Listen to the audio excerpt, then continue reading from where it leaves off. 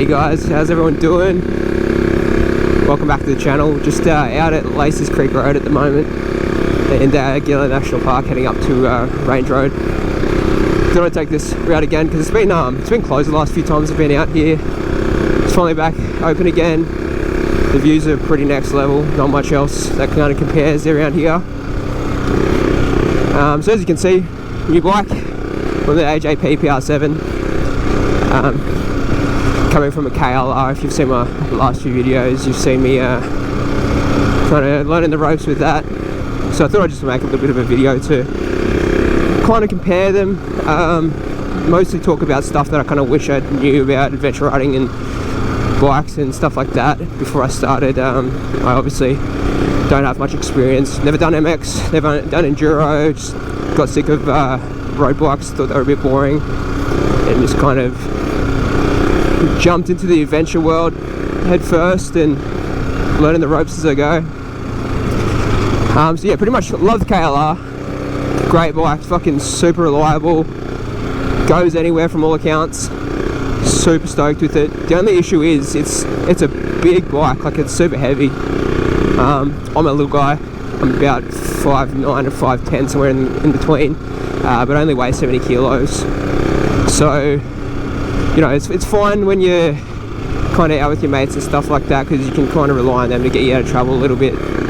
But if you're out alone, like the few times I have been, and you get stuck, it's kind of such a big beast that you suffer trying to recover it, or like if you stack it on a hill, you gotta, you know, really fucking muscle it around to get it back up. And yeah, like I said, love the bike, but I just kind of folded on the safety concerns of having a bike that I couldn't really control. Spent probably a good few weeks looking around over the last month, just trying to find something that could kind of do what I wanted, but without all the added weight of a big adventure bike or a bigger adventure bike. And kind of, yeah, settled on the PR7. It's definitely less of an adventure bike, more of a kind of enduro rally bike. That's great for me. It's pretty much what I want. It's a pretty small, they've got a pretty small footprint of these bikes around. Small Portuguese manufacturer. Been around since I think 2017. Definitely really nice bike so far. I'm loving it. It's just super confidence inspiring compared to the KLR. You know, I've been riding the old Kawasaki for probably 8 months now, and just it's kind of not scared of it, but I just definitely couldn't control it, being such a smaller dude, not having the skills of a seasoned adventure rider to really deal with the weight. So I cut my losses. I'm selling it, and yeah, moved to this bad boy instead. What initially kind of got me onto it was I was looking around at getting like maybe a KTM 690 or Husky 701 and just adventurizing it, I guess. I could just, you know, have the stock standard, but I do like my adventure accessories like the windscreen and all that good stuff. And yeah, the only thing really stopping me was the price. I got this one for about 19 grand brand new. It's a 2023 model. And looking at the 690 and 701, they were about 20 grand without all the adventurized stuff. Like, these come pretty good to go stock. I haven't changed this at all. Bark busters are stock. The foot pegs are, I think, MX foot pegs. The rally dash, all of that, all stock. It just, you know, it's one of the only bikes I could really find that just does what you want on and off the road, straight from the showroom floor.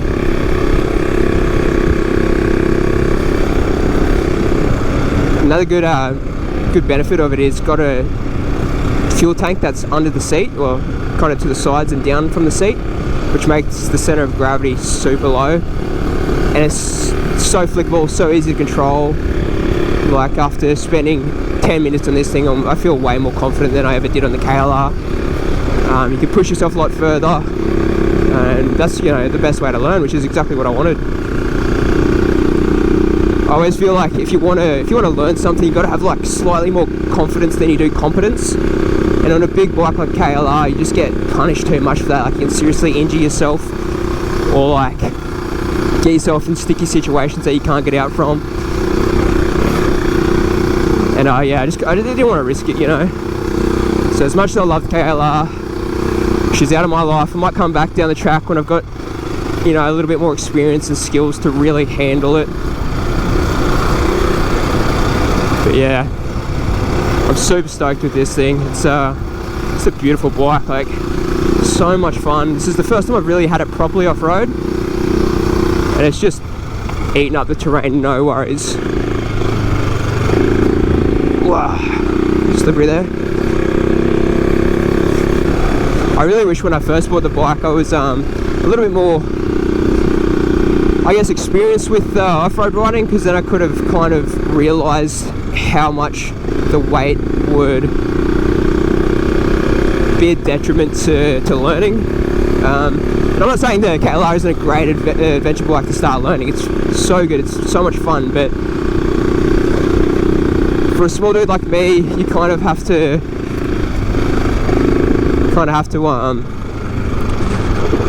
forego that. And thanks, mate. But yeah, as much as I believe the KLR is a great beginner bike, if you want to be a bit more technical and you really want to like learn faster without kind of, you know, hurting yourself in the process, something lighter like this is the way to go. Like if you don't want to fork out the $1 for a kind of premium bike like this, because it is more or less premium, it's got a lot of, it's a mishmash of a lot of really premium quality products, like the shocks, such, hope I'm saying that right, Brembo brakes, one of the comfiest seats I've seen on like a, you know, enduro kind of style bike. Yeah, if you don't want to go for that, a smaller dual sport would just be a great entry bike. I wish I'd have gone for like a DR650 or even maybe a DRZ, something like that. Would have been a cheaper entry level option that did what I want. Obviously doesn't have the extras like the fairings and stuff like that, but I think you can kind of forego that for a little while you're learning, or just put the money into it if you feel so inclined. But yeah, man, this bike's just, it feels so stable. The tail's flicking out a little bit, but the low center of gravity just pulls it straight back in.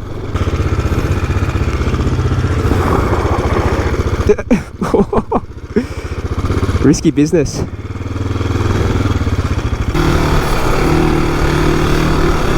But yeah, my best recommendation for, you know, beginner adventure riders, people who have never really done much off-road stuff, is definitely go for something they can control.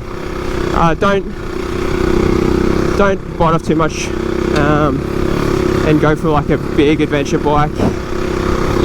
Yeah, you'll learn, but it'll take a bit longer. It's a bit more punishing.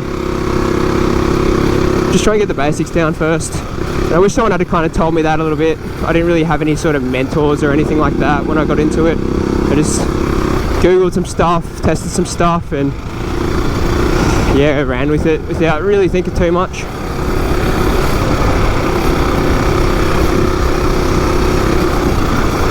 If you can afford it, I definitely recommend a PR7 though. They're beautiful bikes, not super common in Australia yet, given just such a small manufacturer.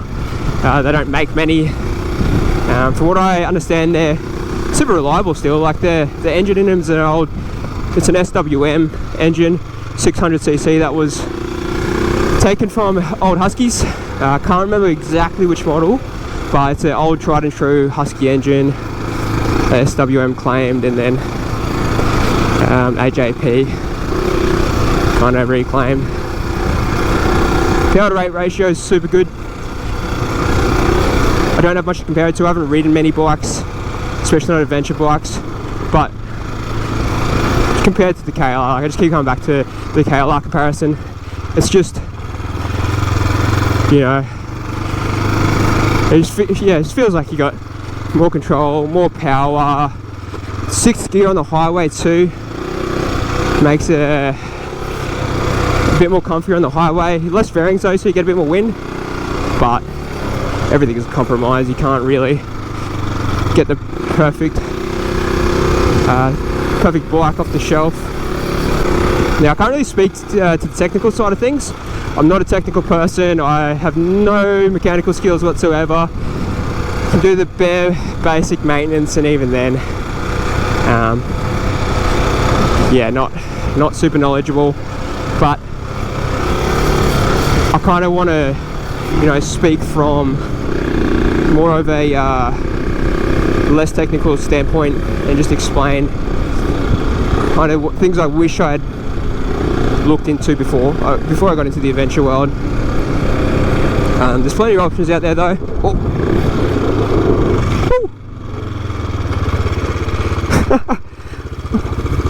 There you go. Wasn't paying attention then.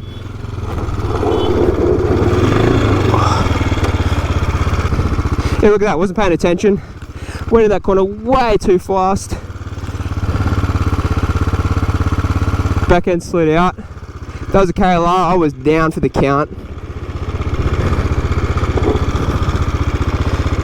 Probably would have hurt myself pretty bad too, but this thing just stays upright. The low center of gravity just keeps it flowing.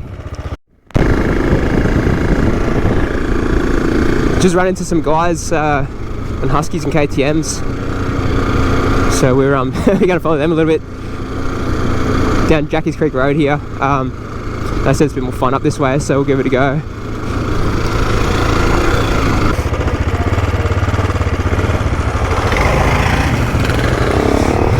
Got Ben's up front in his KLR and Jared on his CRF 300.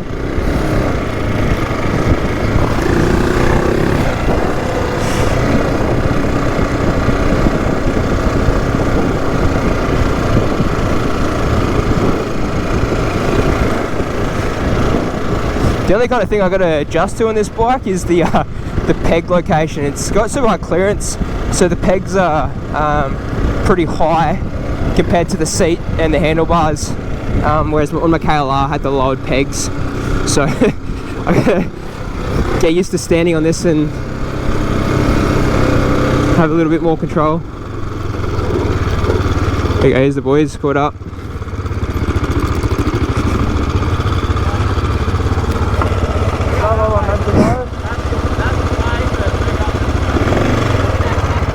What was that, sorry?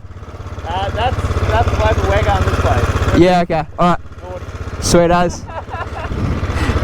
Catch you guys around.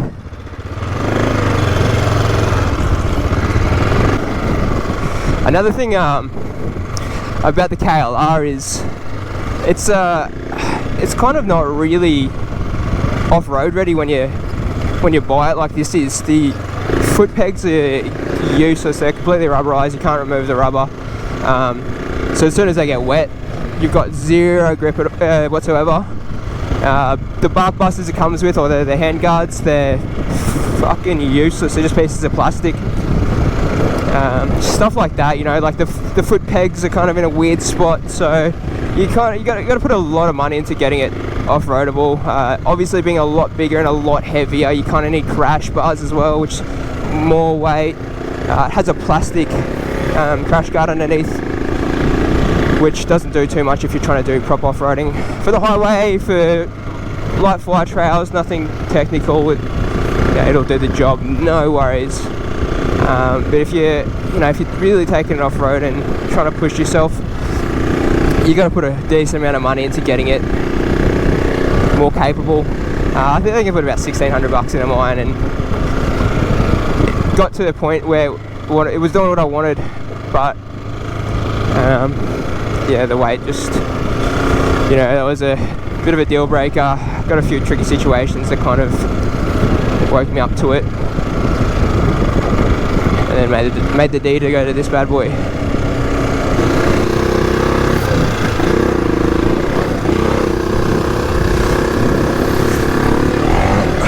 Oh yeah, but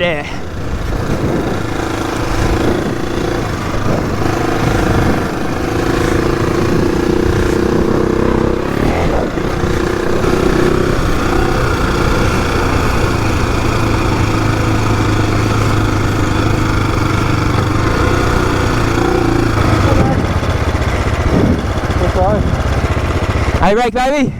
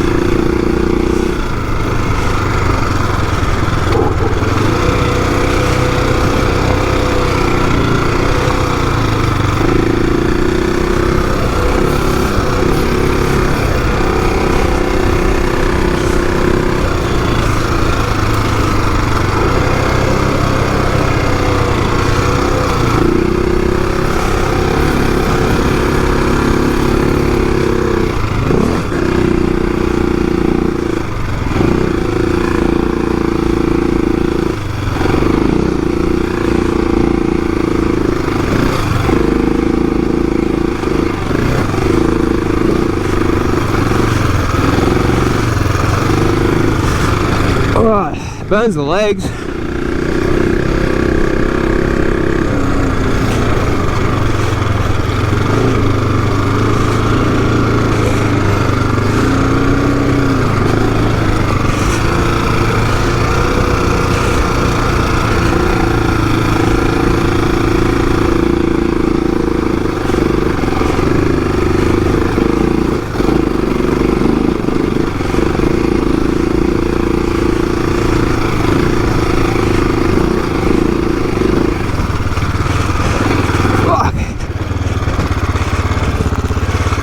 Whoa.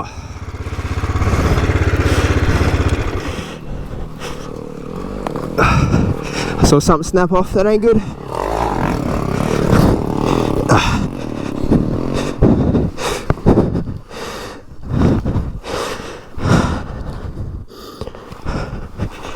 Oh fuck. You all good, bro? Holy shit, this is slippery.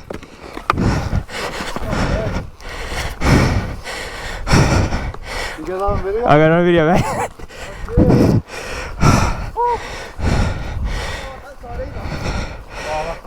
I saw your mirror fucking snap off. What was that, your mirror?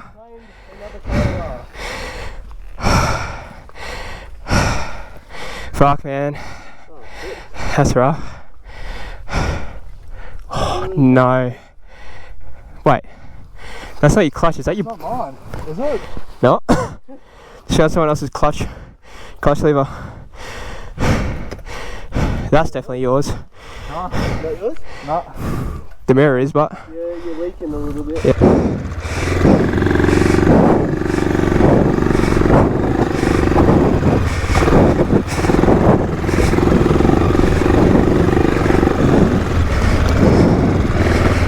That was fun.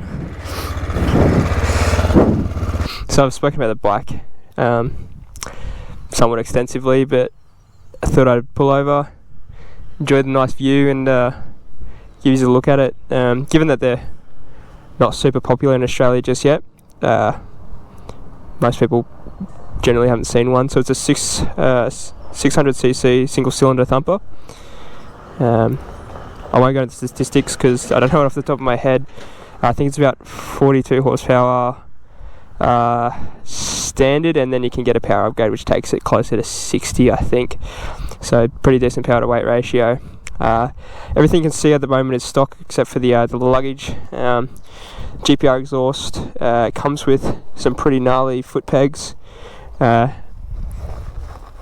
bark busters stock, which is surprising. Not many bikes do that. The air filter's up in here, so it keeps it higher. Good for water crossings if you want to punish yourself with that. Stock seats, super comfortable. Done a fair few long haul ish trips with that and haven't had any comfort issues at all. Yep, so sush, whatever you call it. The suspension. It's supposed to be premium. I don't know too much about suspension, but from what I can see, it does the job. The crash plate on the bottom is stock. Don't have to install that, don't have to add any extras. And when you take into account all the extras that it has, the spark busters, the plate, all that stuff, full wet weight is about 165 kilos, I believe. When you compare that to a KLR with the same modifications, the extra bash plate, you know, crash bars, spark busters, which is in excess of 220 kilos. So yeah, the weight definitely is it's a big improvement. I feel much more confident in this than I think I ever would on the KLR. So super happy with it. Only issue I can really foresee is how far the exhaust sticks out. It's going to get damaged if you drop the bike. You can get the dome exhaust, which is a bit of a smaller profile, but it still sticks out. I'll probably get some little armadillo protectors or something for it. But yeah, super happy with it.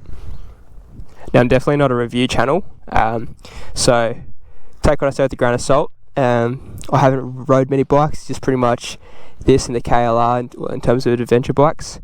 But I just wanted to kind of, voice my opinions as a beginner adventure rider, get some thoughts out there, and maybe introduce people to this bike a little bit.